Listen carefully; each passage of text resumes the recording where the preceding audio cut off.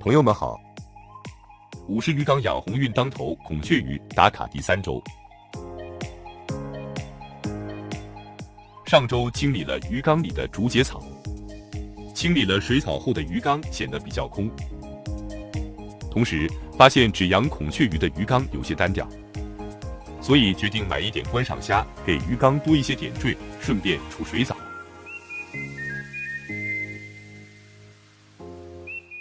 孔雀鱼太多的情况下，虾很难繁殖起来。这次在鱼缸里加入观赏虾，更多试玩的性质，对把虾养多养好并没有太多的期望。下面就来看看买来的激活虾吧。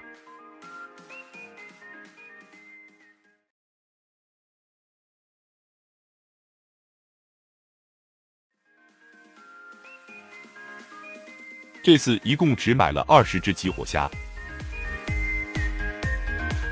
来看看经过4天运输后，它们的成活率还不错，应该没有死掉的虾。虾不耐高温，买虾最好是在春秋2季气温不太高时，这样在一定程度上能减少损失。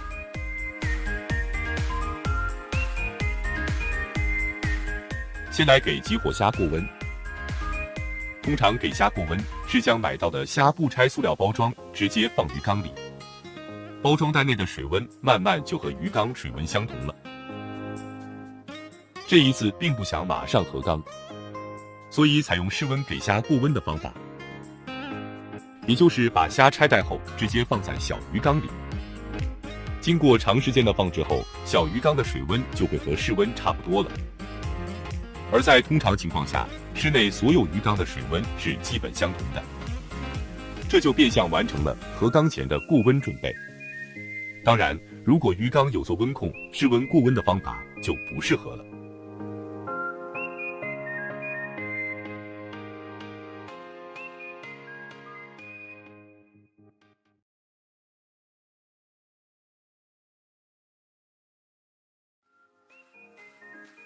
小鱼缸经过1个多小时的放置后，完成了过温。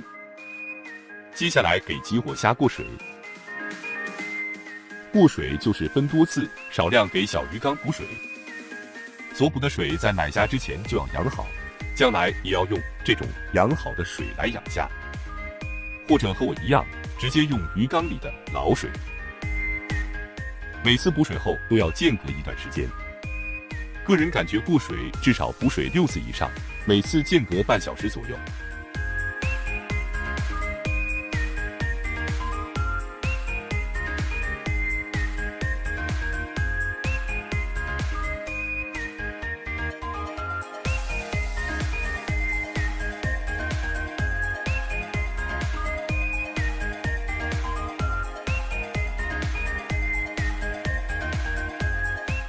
最终的补水量是买虾时自带水量的3倍以上比较好，这样虾就逐渐适应了新的水质条件，减少了虾因水质突然改变而死亡的情况发生。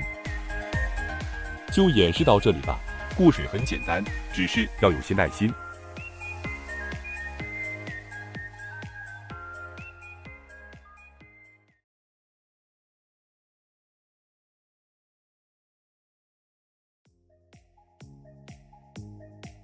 通常情况，观赏虾比观赏鱼对水中氧含量的要求高，给新买到的观赏虾打氧也是非常有必要的，能在很大程度上提高它们的成活率。增氧可以和过温、过水同一时间进行。如果新买到的观赏虾缺氧，等过温过水以后再打氧，可能已经来不及了。水少的情况下给鱼缸打氧，气泡时最好靠近水面，这样不会让鱼缸内的水流波动过大。如果没有增氧设备，开启鱼缸过滤也有一定增氧的效果。氧在水中的溶解度是有限的，也没有必要一直增氧，可以增氧几分钟后停下来，过一段时间再继续。无论是给观赏虾过温、过水，还是给过温过水中的鱼缸增氧，目的都是让新买到的观赏虾逐渐适应新的生存环境。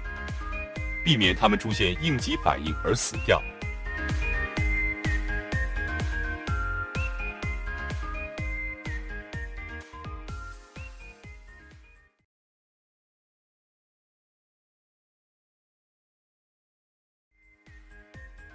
集火虾在小鱼缸里待了1天后，转移到了50鱼缸中。为避免出现意外情况，暂时把虾养在这个隔离盒里。严格来说，现在还不算合缸。需要说明一下，不管是过水时用的水，还是买虾时带来的水草，尽量不要和虾一起进入最后饲养用的鱼缸，因为过水用的水中有一部分是买鱼时带来的。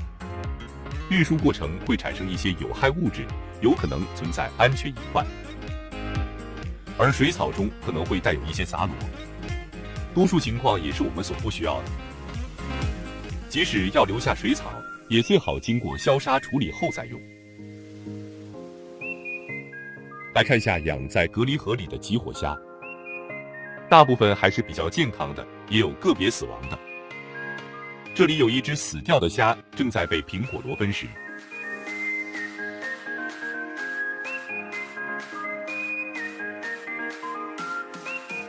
又过了1天，直接把集火虾和孔雀鱼混养在一起了。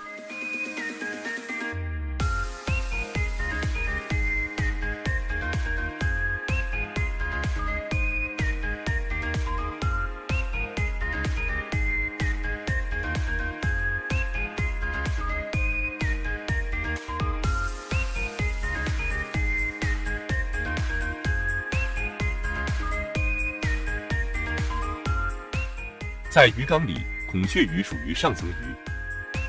试想一下，如果在鱼缸中下层有很多观赏虾来做点缀，这样的鱼缸整体上是不是更漂亮一些呢？理论上，在数量恰当的前提下，观赏虾是可以和性情温和的小型观赏鱼共存的。只是我这个鱼缸鲤鱼的数量较多，这对虾的生存和繁殖会有很大的影响。希望鱼缸底部的水草能起到庇护所的作用，希望这些集火虾能生出一些小虾来。不管是不同观赏鱼混养还是鱼虾混养，分清主次关系是十分重要的。这个鱼缸还是会一直以养孔雀鱼为主，至于入缸的这些集火虾就顺其自然了。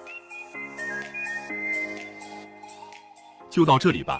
对这个50鱼缸的记录还会继续下去。山高水长，天涯未远，咱们下次再见。